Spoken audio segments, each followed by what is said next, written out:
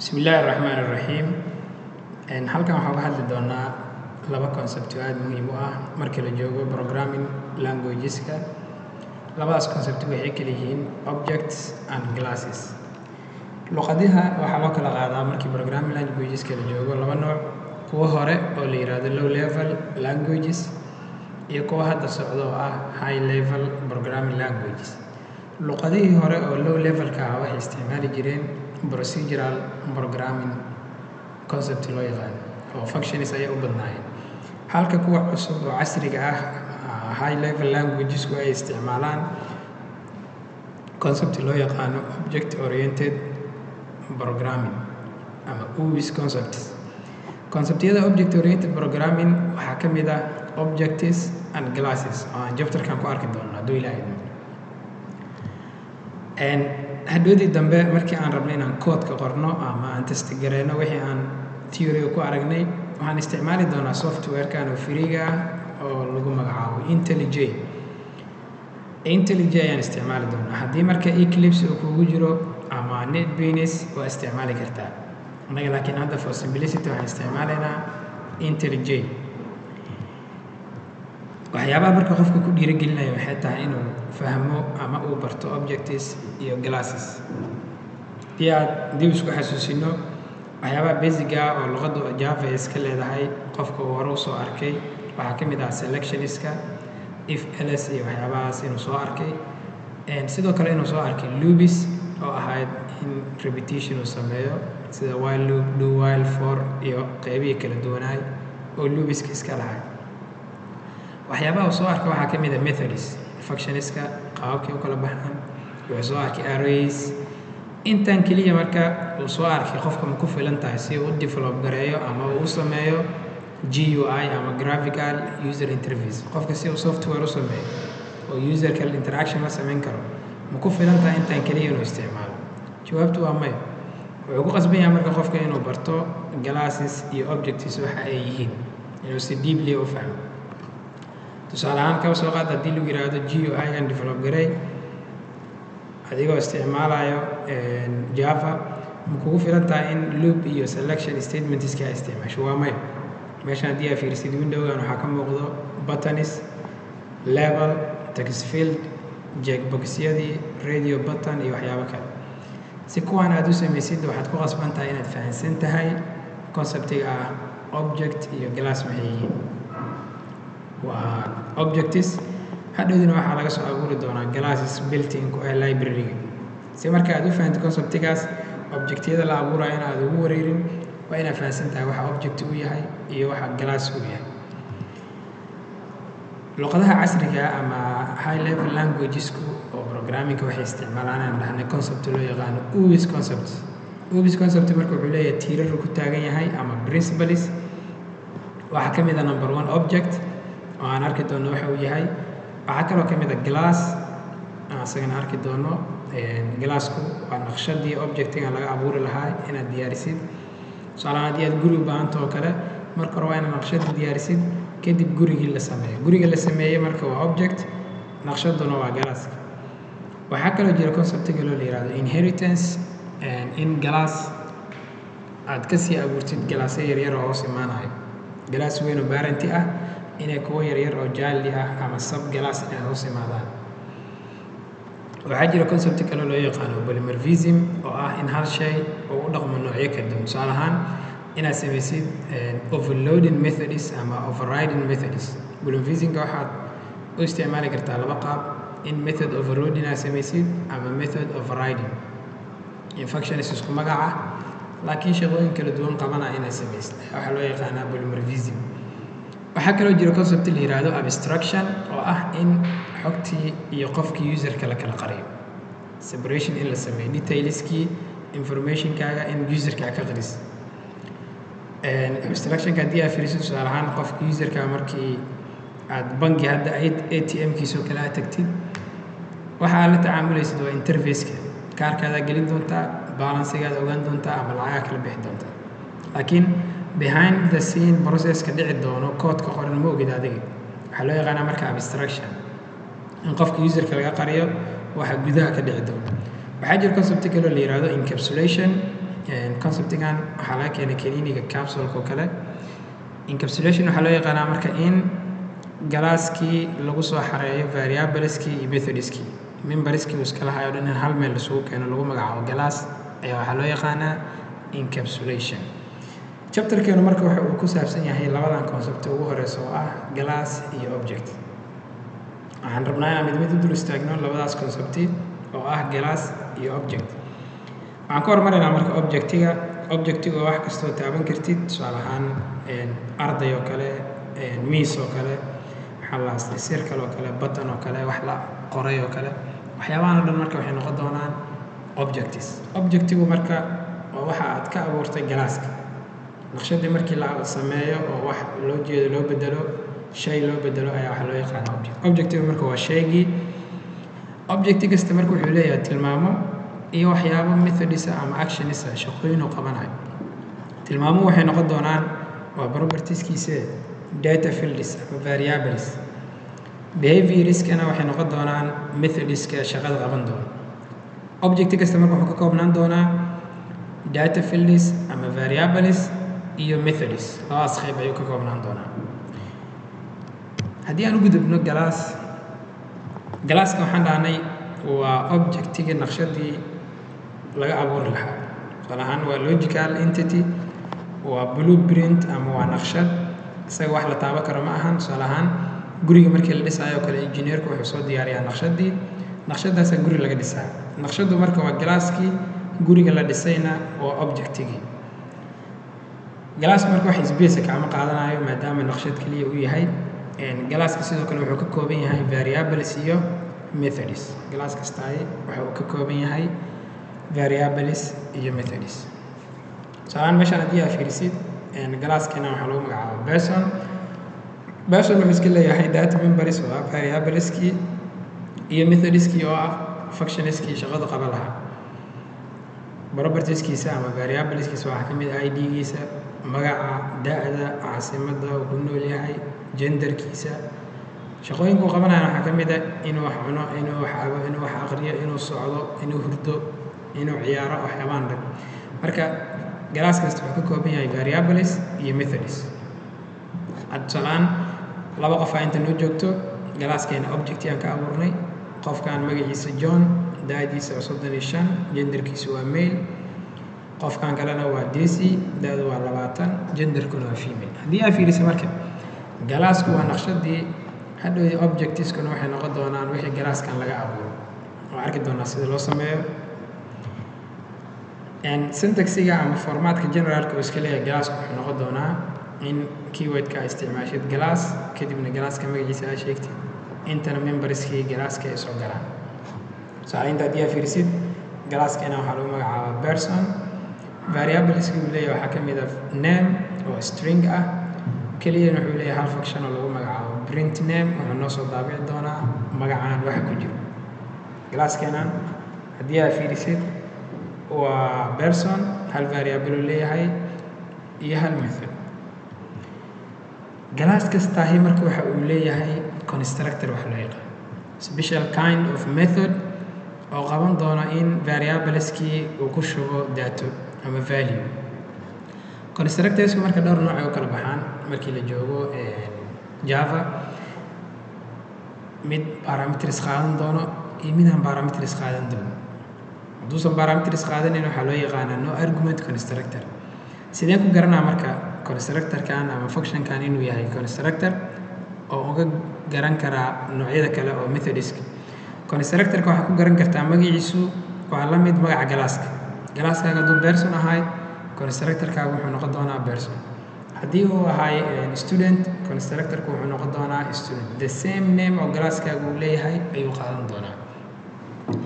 number 2, constructorsku ma lahan wax return table. sidoo kale void maaha sida functionska oo kale.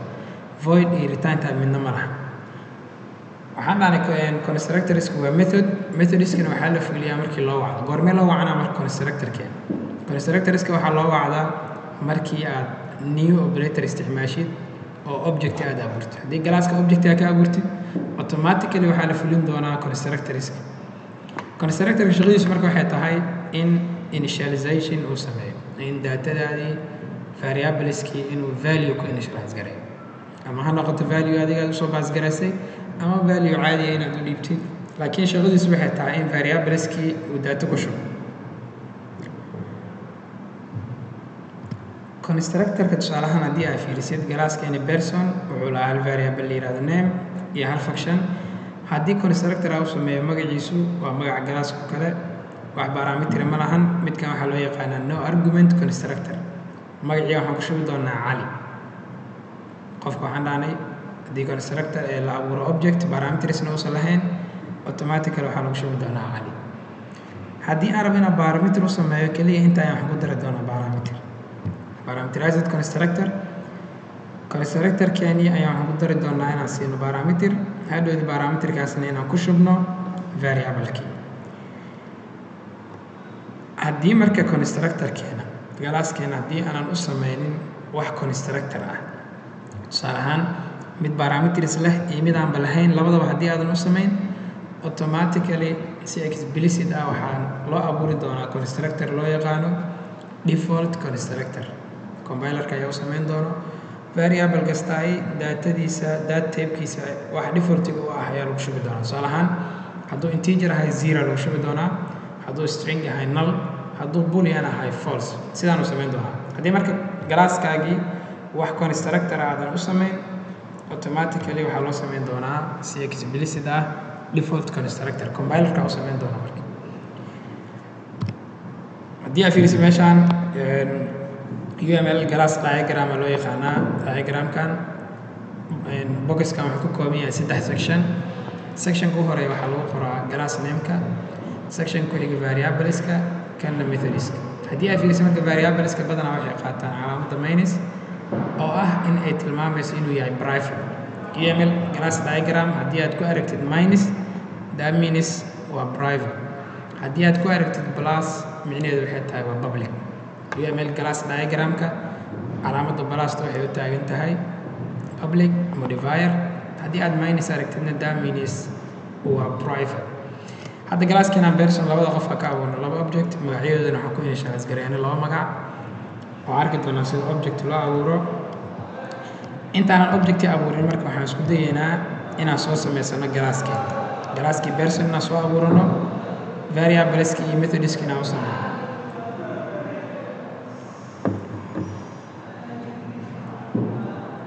waxaan imaanaynaa meeshaan waxaan ku abuuranaynaa galaas waxaan leenahay new java class waxaan u bixinaynaa magaciisa haddii aan person class namekeena waxaan ka dhignay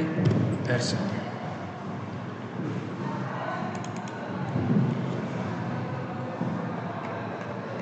galaaskeena waxaa la yihahdaa marka person waxaan rabnaa marka in galaaskeenaan aan u sameyno variables iyo methodska galaaskeena markaan imaano person waxaan rabnaa galaaskeena waa galaas la yihahdaa person inta waxaa imaan doona memberski waxaa imaan doona variableski waxaa imaan doona constructorski sidoo kale waxaa soo geli doona inta methodski haddii aad fiirisay marka number 1 waxaan u baahannahay string name variable name la yidhaahdo waxaan kaloo u baahannahay constructorkii noo initialize garey lahaa waxaan leenahay meesha haddii aad xasuutid print constructorkeena intaana functionka print u gudbin magaciisu waa inuu noqdaa magaca galaaska oo kale magaca galaaskeena waa person constructorka u horeeya wax parameter ma lahan name wuxuu noogu initialize gareyn doonaa magacii aan rabo waa garan haddii aan rabo marka in mid parameter la abuuro waxaan dhahnay person waxaan siinaynaa keliya parameter la yidhaahdo nameka waxaan ku initialize gareynaynaa variablekeenii parameterkan hadda aan haysano parameterkaan isticmaalaynaa haddii marka parameters uusan lahayn midkaan u qaadan doonaa haddii parameter uu leeyahayna midkaan imaan doonaa hadhowdina waxaan rabnaa inaan soo print gareyno waxaan isticmaalaynaa functionkeenii print waxaa leenaha void print name hadhowd geeta la imaado waxaa noo soo daabici doonaa magacii waxaa ku jira variablekaas magaca waxaa ku jiro inuu noo soo daabaca rabnaa haddii aan qorxino name magacu wuxuu leeyahay inta hadda waxaan abuurnay marka glasskeena wuxuu ka kooban yahay hal variable laba constructor iyo hal function oo soo print gareyn doona variable-kaas wixii ku jira glasska markaan abuurno si glasskaas loo isticmaalo wax qasaba inaad object ka abuurto sidee object loo abuuraa marka hadda waxaan soo aragnay sida glass loo design gareeyo loo abuurto glasski markaan diyaarsano waa inaan objects ka sameeyno si magacyadan aan ugu soo shubno waa in object aan ka abuurno objectiga sida loo abuuro waa kan glass name-kaaga ay sheegi doontaa objectigaaga reference-giisa variable-ka aad rabtid inaad ku shubtid equal new keyword-kaana isticmaale glass name-ka sheegay practice-ka marka haddii parameter aad siisid daatadii lagu shubi doonaa haddii aadan siinna kii default-ga la isticmaali kii no argument-ga ayaa la isticmaali doonaa hadda marka haddii aan tusaale ahaan glasskeeni person object ka abuurno waxaan leenahay person waa glass name-keena objectii aan ka abuurayno waa my object equal new person kan wax parameters hadda ma lahan waa no argument constructor haddaa parameter siiyana waxaa lala aadi doonaa parameterized constructor haddii aan object ka abuurto muxuu ii qabanaa marka haddaan object abuurto ama instance of the class anigoo isticmaalaya keywordka new objectiga markaan abuurto markaas waxaan access garayn karaa variableska iyo methodska oo iska leeyahay glasskeeni anagoo isticmaalayna object name-ka dot notation tusaale ahaan my object aan glasskan ka abuurno waxaan dhihi karnaa my object dot name waxaan noogu shubtaa magaca hadhowda my object dot print name magacii noo soo daabac symbol uu noo soo daabici doonaa haddii marka object aad abuuratid waxaad samayn doontaa in glasskaagii memberskiisa aad access garayn kartid tusaale haddii aan main-ka imaano oo inta object ku abuurno glasskeena magaciisa person oo ahaayo haddii aan object ka abuurno my object equal new person intaan hadda haddii aan dhaho waxaan access garayn karaa my object markaan dhaho dot notation aan isticmaalo name iyo variable haddaa fiiriso variable-keeni iyo print name-keeni functionki labadaba ay soo baxeen hadda haddii aan dhaho print name wuxuu samayn doonaa inuu iisoo daawaco magacaan cali maadaama wax parameter aana soo siin cali ayuu qaadan doonaa aan fiirino marka magaca noo soo bixi doono wuxuu noqon doonaa cali haddii meesha aan fiirisid waxaa noo soo baxay cali haddii aan rabo magaca inaan ka bedelo waxaan leenahay my object dot name equal inta waxaan ku shubi karnaa shuuriya haddii sidaan aan dhaho markaan magacii hore waa la bedeli doonaa waxaa lagu bedeli doonaa shuuriya maadaama aan objective u maray oo aan ka bedelay wixii ku jira meesha waxaa liisoo daabici doonaa shuuriya haddii aan isku dayo in parameter aan siiyo haddii aan dhaho tusaale ahaan meeshaan waxaan u baasgareeyey mohamed cabdullaahi meeshii cali ahayd waxaa lagu bedeli doonaa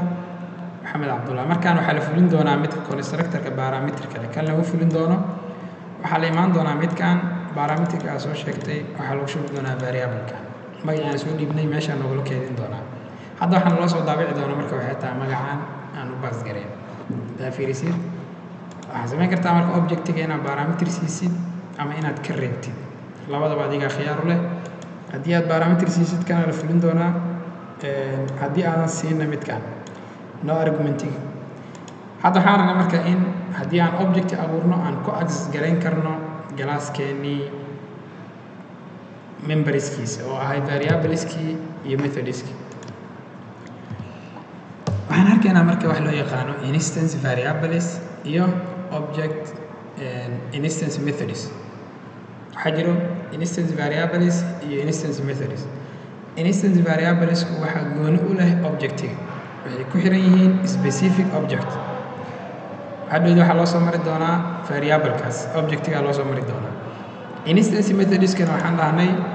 waxaa gooni u leh markii la wici doono waxaa loo soo mari doonaa instancega aad galaaska ka abuurtay objectiga aad abuurtay ayaad usoo mari doontaa micnaheedu waxay tahay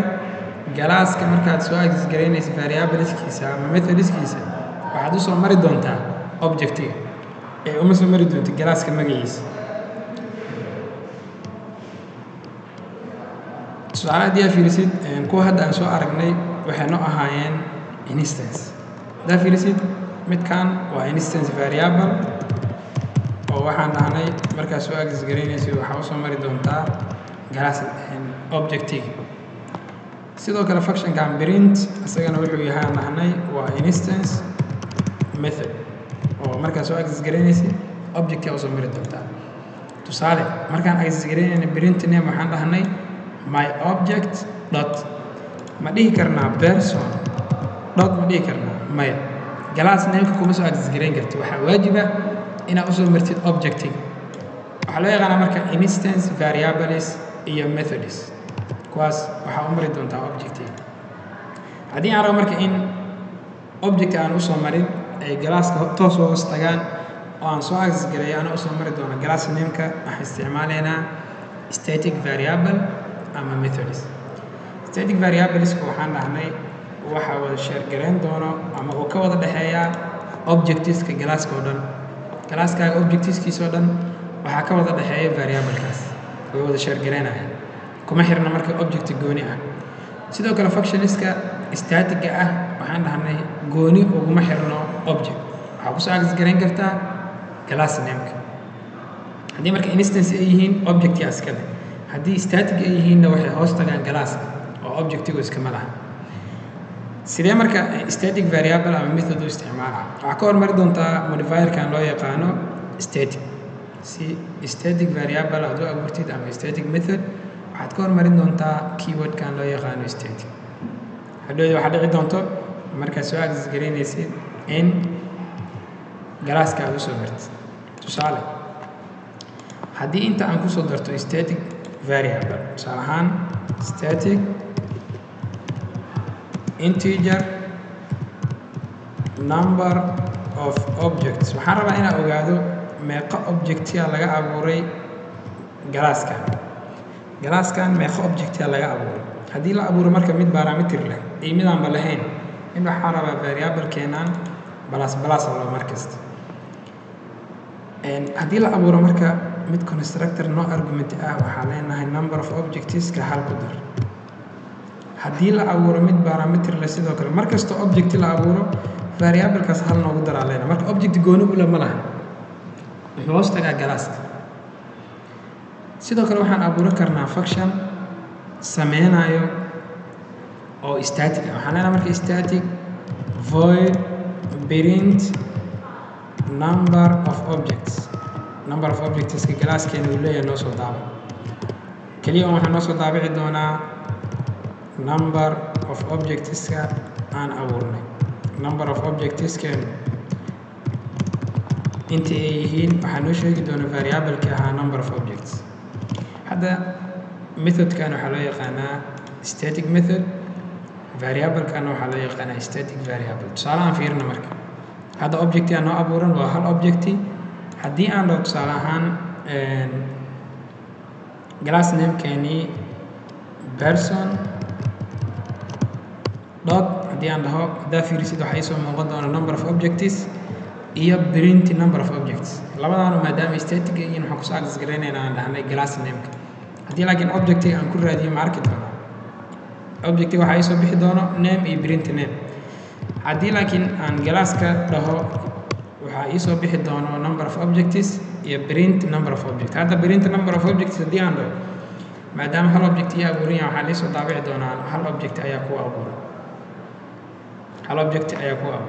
haddii objecti kale aan ka abuuro meeshaan aan fiirin waxaa dhici doona objecti labaad object 2 aa abuuray wax parametersa ma siinin laba objectiyaa markaan iyo abuuran haddii kan la abuuro objectigeena number of objectska balas hal ku dar haddii marka la abuuro labo noqonaa hadda haddii aan soo daabacno wuxuu noo soo daabacaa in number of objectskeenu ay yihiin labo variablekaas marka number of objectska noo tirinayo toos wuxuu u hoos tagaa galaaska sidoo kale functionkan noo soo daabacaya number of objectska waxaa loo yaqaanaa static method oo wuxuu hoos tagaa galaaska haddaa rabtid marka in galaaskaaga toos ay u hoos tagaan ama aad kusoo access garaysid waxaa ka dhigi doontaa static haddaad object rabtid inaad usoo martidna waxaa ka dhigi doontaa instance inta waxaan ku arki doonaa marka visibility modifiers ama access modifiers galaaskaaga ama variableskaaga ama methodskaaga ilaa intee laga soo access garayn karaa haddii aan sheego public iyo private salahan waxaan ka hormareynaa haddii aan private ka dhigo variableska iyo methodska galaaskaas ku jiro waxaa laga access gareyn karaa keliya galaaskaas aan ku dhex abuuray hadday private yihiin within that galaas keliya ayaad ku access gareyn kartaa haddaa ka baxayd ma soo access gareyn karta haddii aan public ka dhigo meel kastoo aan tago waa ka soo access gareyn karaa haddii aan default haddii public iyo private aanay sheegin wuxuu qaadan doonaa defaultiga waxaa laga soo access gareyn karaa galaasaska isku package-ka ah haddii galaas iyo galaas kale ay isku package yihiin waad soo access gareyn kartaa haddii aysan isku package ahayn ma soo access gareyn karti marka waa in ay isku package ku jiraan hadduu default yahay waa in isku package yihiin hadduu public yahay meel kastaa ka soo access gareyn kartaa hadduu private yahana keliya galaaskaas ayaa ka dhex access gareyn kartaa haddii marka variableskayga aan private ka dhigo waxaan u baahanahay si aan u access gareeyo inaan helo get iyo set propertieskan loo yaqaano get accessor iyo set mutator waa inaan helo get inaan wax ka soo aqriyo set inaan wax ku shubo oo aan ka bedelo qiimihii hore haddii marka variableskaaga private aa ka dhigtid waxaa ku qasbantaa inaad labadaas isticmaashid haddii aan propertieskaas fiirino tusaale ahaan hadda variableska my object markii aan dhaho dot variableka name waa arkaa hadda private maaha waa default haddii aan private ka dhigo maxaa dhici doona inta haddii aan ka hormariyo private inta markii aan imaado maxaa dhici doona marka my object dot markii aan dhaho variablekii name ma soo access gareyn karin maadaama private aa ka dhigtay galaaskaas intaa ku dhex jirtid keliya ayaad soo access gareyn kartaa haddii aan rabo marka inaan wax ka soo akhriyo galaaskeenii hadda my object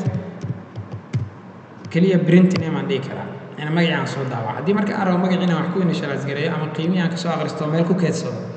waxaan u baahanahay inaan samaysto properties waxaan u baahanahay in aan samaysto propertieskaas waxay noqon doonaan get iyo set java markaa IntelliJ isticmaalaysid wax badan ayuu kuu fududeynaa haddii keliya aan taabto get waxaan arki doonaa get name way ii soo ritaan gareynaa variablekaas wixii ku jiray haddii set aan dhahana waxaan arki doonaa set name oo ah magacii inaa hadhowd wax ku initialize garaysa get name iyo set name ayaa variableka ugu samaystay tusaale haddii aan rabo in variablekaas wixii ku jira aan bedelo hadda maxamed cabdullahi aan ku initialize gareeyey haddii aan rabo inaan bedelo waxaan leeyahay waxa ku jiro inaan bedelaa rabaa waxaa leeyahay my object dot set name magaca waxaa igu shubtaa Aisha Ali set name magacii waxaa lagu bedeli doonaa intaan la soo qaadi doonaa waxaa lagu shubi doonaa variableka haddii aan rabo marka inaan soo daabaco berinta anoon isticmaalayn waxaan dhihi karaa functionkeeni anoo isticmaalayn my object dot get name magacii soo akhri hadda wuxuu iisoo daabici doonaa magacii dambe aniga aan ku sadgareeyo oo ahay Aisha Ali haddii aa fiirisid so waxaa isticmaali kartaa marka set name propertigaas haddaa rabtid wax ka soo akhrisidna waxaa isticmaalaya get name variableska marka get iyo set aa u isticmaalaya haddii private aa ka dhigtid waa qasab marka inaad isticmaashid propertieskan ayaad isticmaali doontaa haddii aad private aad ka dhigtid variablekii galaaska iska lahaa variableska scope-kooda ama inta uu la egyahay lifetime-kooda ilaa intee laga soo access gareyn karaa haddii variablekaaga global uu yahay ama instance ama static midku noqdaba galaaskao dhan laga soo access gareyn karaa haddii laakiin local uu yahay waxaad ka soo access gareyn kartaa keliya inta blogga aad ku dhex abuurtay aa ku jirta tusaalehaan haddii aan loop ku dhex abuuro keliya waxaan ku dhex isticmaali karaa loopkaas haddii aan ku dhex isticmaalayo tusaale ahaan function oo kale ama method functionkaas aan ku dhex abuuro haddii aan ka baxo ma soo access gareyn karin waxyaabaha kale muhiimka waxaa ka mid ah haddii variablekaaga local uu yahay waa inaad ku shubtid qiimo intaadan isticmaalin ka hor haddii kale waxaa ku qabsan doono error waa in variablekii localka ahaa initialization aa ku samaysid intaadan isticmaalin ka hor global iyo local variables wax badan waa ka dharagsan tahay conceptiga ugu dambeeya waxaa loo yaqaanaa keywordkan this keyword laba nooc ama laba qaab ayaa loo isticmaalaa qaabka koowaad waxay tahay in aad ku tilmaamtid galaaskaaga data fieldiskiisa qarsoon ama variableskiisa privateka ah tusaale ahaan haddii variablekaagii privateka ahaa iyo parameterkii isku ekaadaan variablekaaga waxaa ka hormari doontaa this dot variableka galaaskaaga iska leeyahay waxaa ka hormarinay oo private ka ah this dot variable ka sheegay si loo kala aqoonto marka private variable kaagi iyo parameter waa usage ka koowaad ama qaabka loo isticmaalo qaabka labaad aad u isticmaali kartid waxaa ka mid ah in galaaskaaga adigoo ku jiro aad constructor u wacan kartid isla galaaska kugula jiro tusaale haddii aad fiirisid galaaskani person wuxuu lahaa constructor parameter leh haddii parameterka iyo magacii variableka isku ekaadaan variablekaaga waxaa ka hormari doontaa keywordka loo yaqaano this dot nooca koowaad loo isticmaali kara haddii distan aad ka reebtid name equal name compilerku ku wareeri doonaa ambiguous daatadan lama kala aqoon doono marka hadhowdii null ayuu kuu soo celin doonaa waxba kuma initialize garaynayo si marka loo kala ogaado midka parameterka ah iyo midka variableka ah kan variableka waxaa ka hormari doontaa this dot sidoo kale waxaan dhahnay qaab kale loo isticmaalo waxaa ka mid ah constructorka adigoo ku jiro inaad u wacan kartid constructor kale tusaale ahaan constructorkan this markii wuxuu u wacan doonaa midkan parameterka wato wuxuu usoo baasgareynaa parameterkan qiimaana la soo qaadi doonaa waxaa lagu shubi doonaa int haddii marka aad rabto inaad u isticmaashid ayadana waad u isticmaali kartaa tusaale ahaan keywordka inaad soo qaadid this ama marna aad ku tilmaantid parameterkaagii si loo kala aqoonsado variablekii privateka marna constructorkaagii aad ugu wacad tusaale aan fiirino marka variablekeena name haddii aad fiirisid meeshaan parameterka name haddii aan ka dhigno intana aan dhahno name meeshaan haddii aad fiirisid marka labadan xabo lama kala aqoon doono kee variable ah kee parameter ah si loo kala aqoodo waxaan dhahnay variablekeenan waxaa ka hormari doontaa keywordkan loo yaqaano this intaan ka hormarin aan tijaabino marka waxaan isku dayaynaa in aan soo daawacno waxa meesha noogu jiro haddaan fiiris muxuu soo celiyey null parameterkan markii la soo qaado maxamed cabdullaahi oo inta la keeno waxaa la kala aqoonaynaa kan miya variable ah mise kana parameter si loo kala aqoonsado inta waxaan ka hormarinaynaa aan dhahnay this dot hadda kan wuxuu noqon doonaa variable ama data fieldgii kana parameter noqon doonaa hadda haddii aan soo rangareeyo isla koodkii uu shaqayn doonaa magacii ayuu noo soo daabici doonaa si marka loo kala aqoodo parameterkaaga iyo private variablekaaga waa inaad ka hormarisid variablekaaga this keyword the second haddii aan imaano midkan intaan ayuu noo qabanayaa midka parameterka wato kan kalena intaanu noo qabanaa haddii aad fiirisid parameterkan keliya haddii aan soo baasgareeno oo intaan usoo baasgareeno qiimihiina waa nogula shubi doonaa balasbalasna waa la dhihi doonaa waxaan samayn karnaa marka inaan dhahno this waxaan u baasgarayn karnaa cali intaan marka labada saro hadda ii qoran waxaan uga maarmi karaa intaan waxaan u wacday midkan cali usoo baasgareeya cali intaa lagu shubi doonaa number of objectivesna balasbalas la dhihi doonaa marka labadan sadar waxaan uga maarmi doonaa haddii comment aan iska saaro halkan sadar distan marka waa inaa mar kasta ay taallo sadarka ugu horeeyo ama statementiga ugu horeeyo hoos ma dhigi kartid meel kalena ma dhigi kartid hadday wax ka hormaraan tusaale ahaan this oo kale korkeeda haddii integer I aad dhahdid ma dhici doonto haddii aan dulgeeyo wuxuu ku dhihi doonaa this callkan aad samaynaysid oo this ah waa inuu noqdaa statementiga ugu horeeyo constructorkaaga wax ma kama hormari karaan marka hadda marka labadan sadar waxaan uga maarmi doonaa halkan sadar haddii aan soo rangareeyo the same code isla sidii ayuu u shaqayn doonaa haddii aad fiirisid codekeeni isku si ayuu u shaqayn doonaa waxaa isticmaali kartaa marka this keyword in aad ku referengaraysid private variableskaagii iyo parameterkii si loo kala aqoodo sidoo kale constructor ayaa waxa ugu wacan kartaa constructor kale